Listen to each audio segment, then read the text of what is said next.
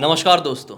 Bloody vibes के आज के इस हैरान कर देने वाले बहुत ही ज़्यादा खौफनाक से अनोखे एपिसोड में हम लोग आप लोगों के सामने लेकर आ गए हैं एक ऐसी दर्दनाक घटना की भूतिया कहानी जो कि एक कॉल सेंटर में घटी थी। ये बहुत ही ज़्यादा खौफनाक स्टोरी है दोस्तों, एंड तक ज़रूर बने रहिए।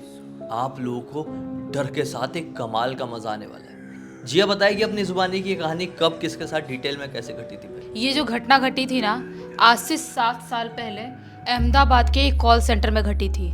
राजू नाम का लड़का, मतलब सबसे पहले हमें राजू के बारे में जानना पड़ेगा कि वो कहाँ का रहने वाला है और कैसे उस कॉल सेंटर में पहुंचा और क्या सिचुएशन में पहुंचा जिसकी वजह से उसके साथ ये घटना घटी। जो ये राजू है, ये गुजरात के एक छोटे से गांव का रहने वाला लड़का। इसकी उम्र यही 22-23 साल के करीब थी और इसके घर में इसके माता पिता रहा करते थे और ये रहा करता था। इसके जो पिताजी थे उनके पास थोड़ा सा खेत था जिसकी वजह से वो खेती करते थे और तीनों का पेट पल रहा था और जैसे तैसे करके गवर्नमेंट स्कूल में, गवर्नमेंट कॉलेज में पढ़ाई कर रहा था ये अपना राजू। लेकिन मतलब बोलते हैं ना कि ऊपर वाला जो चाहता है उसे कोई भी नहीं रोक सकता।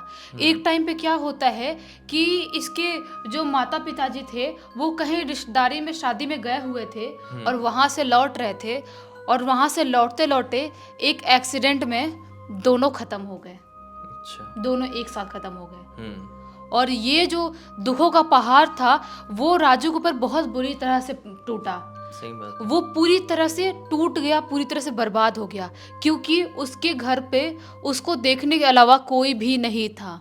उसके पिताजी जो खेती बाड़ी से कमाते थे, जो बेचते थे, उसकी वजह से तीनों का पेट पल रहा था, थोड़ा बहुत पढ़ाई वढ़ाई कर रहा था और ज़्यादा ये पढ़ा लिखा नहीं था। जैसा कि मैंने आप लोगों को बताया, गवर्नमेंट स्कूल में पढ़ाई कर रहा था वो, मतलब पढ़ाई ही कर रहा था, अभी कमाई का साधन खत्म ही था। हाँ, कुछ भी नहीं था, ये करता ही नहीं था कुछ और ज़्यादा इसका पढ़ाई लिखाई मन लगता भी नहीं था।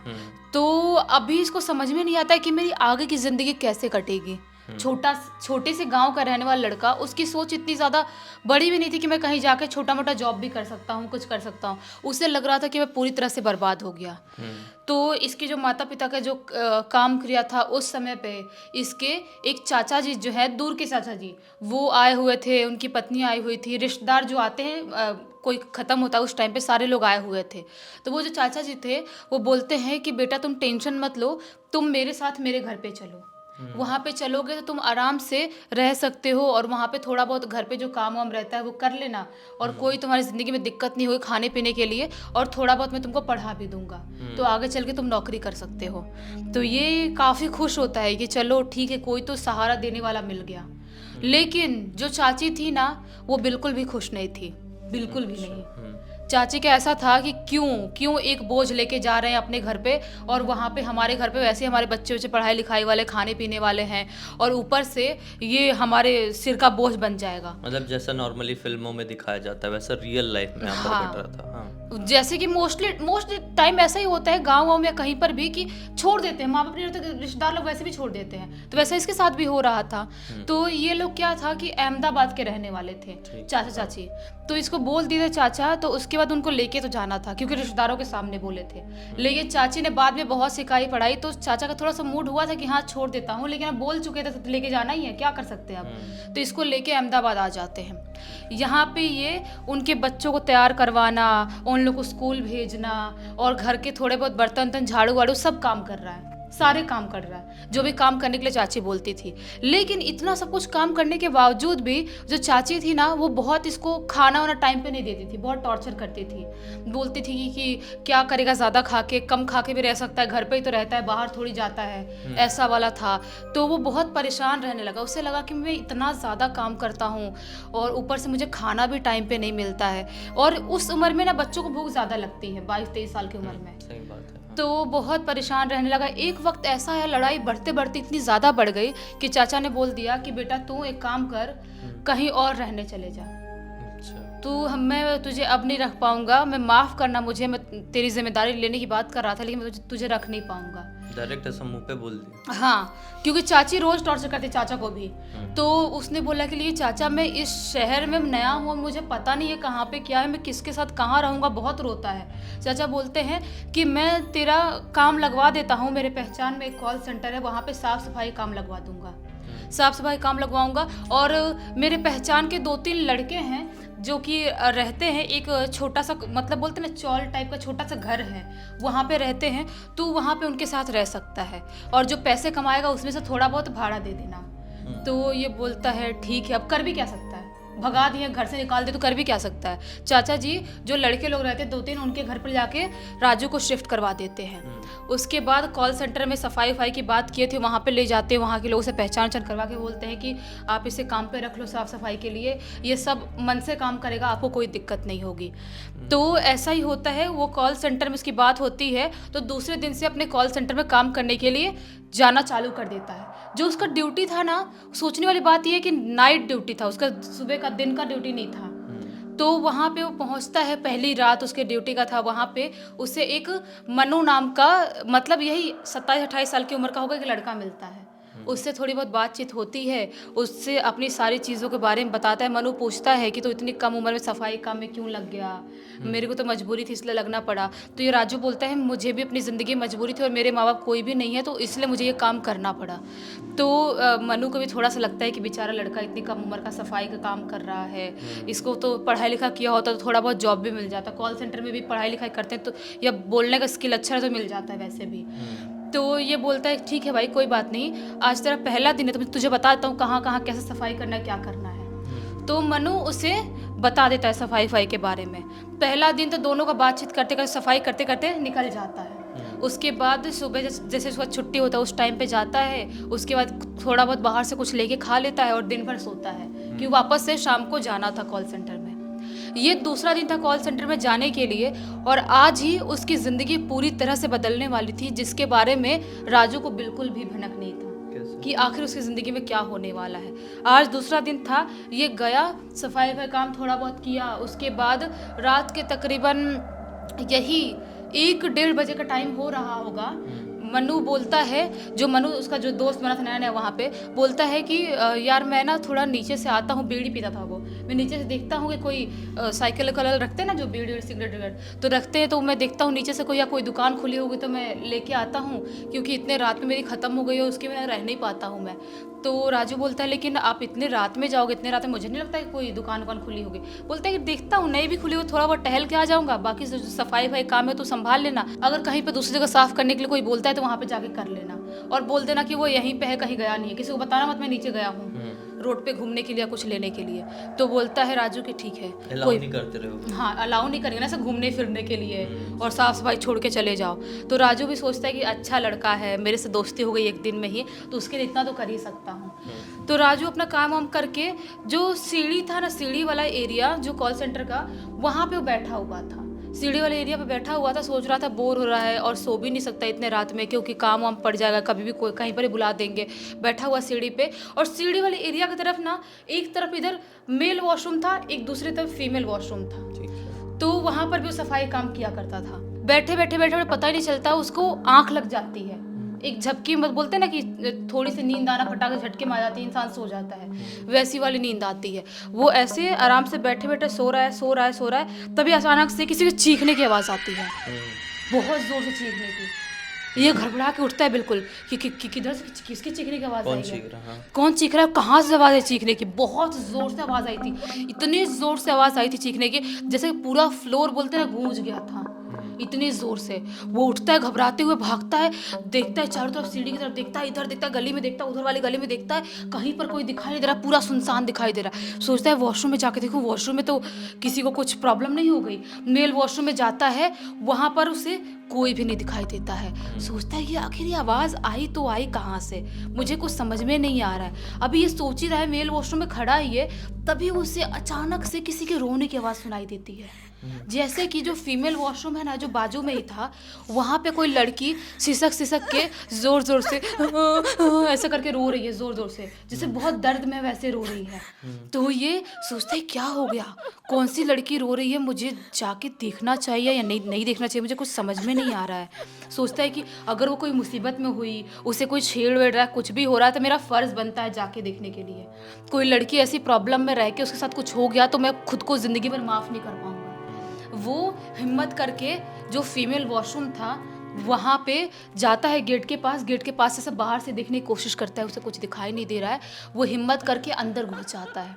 अंदर घुसता है तो क्या पाता है, जो हैंड वॉश करने वाला एरिया होता है ना बाथरूम में, वॉश बेसिन। हाँ वॉश बेसिन वाला एरिया, वहीं पर नीचे एक लड़की ऐसे ऐसे सिर पे हाथ रख के जोर जोर से सिसक सिसक के रो रही है।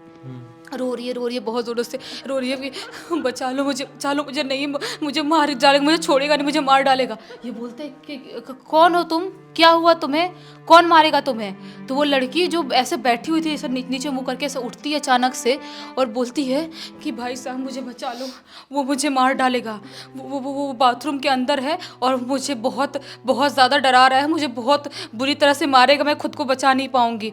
तो ये बोलते हैं कौन है बाथरूम में, मतलब लेडीज़ बाथरूम में कैसे कोई जेंट्स घुस के आ सकता है, आप बताओ मुझे कहाँ है वो लड़की इशारा करती है हाथ से, उधर देखो, उधर वो वाले बाथरूम में है। तो ये सोचता है कि कौन है उस बाथरूम में, जाके देखता हूँ। बाथरूम में जाता है, नॉक करता है, कौन है अंदर, कौन है, आप बाहर निकलो, आपकी हिम्मत कैसे हुई लेडीज वॉशरूम में आने की, ये बहुत गलत बात है। तो कुछ अंदर से रिस्पॉन्स नहीं आ रहा है, वापस से जोरों से बचा रहा है, कौन है अंदर, बाहर निकलो जल्दी, चिल्ला रहा है बहुत जोरों से, उसको बहुत जोरों से पटक रहे बाथरूम, लेकिन अंदर से किसी का भी कोई भी रिस्पॉन्स नहीं आता है, कोई भी आवाज़ नहीं आती है।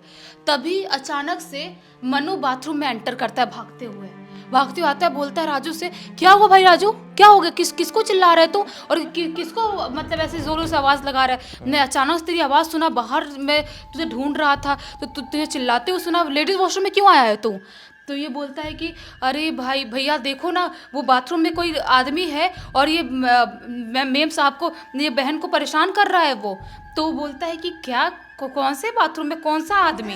तभी ये जितनी बात करता है ना ये मन्नू से राजू, तब भी वो लड़की जो थी ना, जो बैठी हुई थी, वो अचानक से उठती है और एकदम स्पीड में भागते हुए बाहर निकल जाती है, जैसे वो किसी से बहुत ज़्यादा घबरा रही है वैसी स्पीड में भागी थी। तो राजू चिल्लाता है, अरे मैडम कहाँ भाग रही हो आप, देखो ये मेरा दोस्त आ गया है, हम लोग आपको बचाएंगे, आप कहाँ भाग रही हो। मनु बोलता है किससे बात कर रहा है, क्या किससे बचाएंगे, कुछ समझ में नहीं आ रहा, क्लियर बता यार। तो राजू बोलता है रुक मैं ये बाथरूम में कोई तो है, देख अंदर से बंद है, तो तुझे दिखाई दे रहा है ना अंदर से बंद है। बोलता है हाँ बंद तो है। ये लोग बाथरूम जो दरवाजा तो उसको धक्का मारते दोनों, और धक्का मार के खोलते हैं तो क्या पाते हैं, अंदर कोई भी नहीं है, कोई भी नहीं है, और बाथरूम बंद था लिटरली। ये लोग बहुत ज़्यादा घबरा जाते हैं क्योंकि अंदर से बंदा समझ में नहीं आता है, और जैसी बातें कर रहा था उसकी वजह से मनु को भी थोड़ा डर लग रहा था। ये लोग आते हैं बाहर, सोचते हैं क्या हो गया यार, मतलब कुछ समझ में नहीं आया। तभी अचानक से जितना भी वॉश बेसिन वहाँ पे बना हुआ था सबका पानी अचानक चालू हो जाता है और वहाँ पे ज़ोर ज़ोर से पानी भरने लगता है, और जो बाथरूम में जितने नल बने रहते हैं वो सारे नल चालू हो जाते हैं और ज़ोर ज़ोर से पानी बहने लगता है। ये घबरा जाते हैं कि ये क्या हो गया, अचानक से अपने आप पानी वानी कैसे चालू हो गया।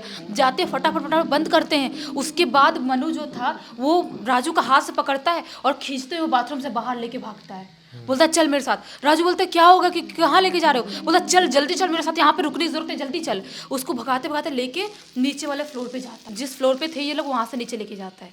वहाँ से नीचे लेके जाता, बोलता है एक काम कर, शांति से बैठ तू, मैं तेरे लिए पानी लेके आता हूँ। पानी ला देता है, पिलाता है, बोलता है कि भाई तू क्या बहकी बहकी बातें कर रहा है, मुझे सब कुछ क्लियर बता, और मुझे डर लग रहा है, सच बता रहा हूँ मैं, जो वहाँ पे हुआ वो नॉर्मल नहीं था। तो जितनी भी चीज़ें हुई थी ना, सारी चीज़ें राजू मन्नू को बता देता है कि ये सारी चीज़ें हुई, लड़की तुमको देख के भाग गई। बोल रहा है कि भाई जब मैं वहाँ आया कोई भी लड़की नहीं थी। तो राजू बोलता है क्या बात कर रहे हो, कोई भी लड़की नहीं थी, आपके सामने तो लड़की भाग के गई वहाँ से गेट से। तो बोलता है मनु कि नहीं यार, मैंने किसी लड़की को नहीं देखा, और इतना भी बड़ा बाथरूम नहीं है, कोई लड़की भागेगी मैं उसको देख नहीं पाऊंगा, कैसी बात कर रहा है। हो सकता है कि वो जो लोग बातें करते हैं ना वो बातें सही है, मनु ऐसा बोलता है। तो राजू बोलता है कौन सी बात है यार, मुझे डर लग रहा है, तो तू बता सकता है। तो मनु बताता है कि आज से मतलब यही 2-3 साल पहले की बात है, यहीं पे जो लेडीज़ बाथरूम है ना, वहाँ पे मुझे पता नहीं कि वो फर्स्ट फ्लोर वाला सेकंड फ्लोर वाला कोई तो फ्लोर वाला है, जहाँ पे एक लड़की को ऐसे ही किसी ने ख़त्म कर दिया था, जो भी बोलते ना दुष्कर्म करके ऐसे ख़त्म कर दिया था। तब से बोलते हैं लोग कि उस लड़की की आत्मा पूरे कॉल सेंटर के बाथरूम में ऐसे ही किसी को महसूस होती है, ऐसे ही फ्लोर पे या सीढ़ियों पे भागते हुए चलते हुए दिखाई देती है, कभी भी चीखते चिल्लाते महसूस होती है।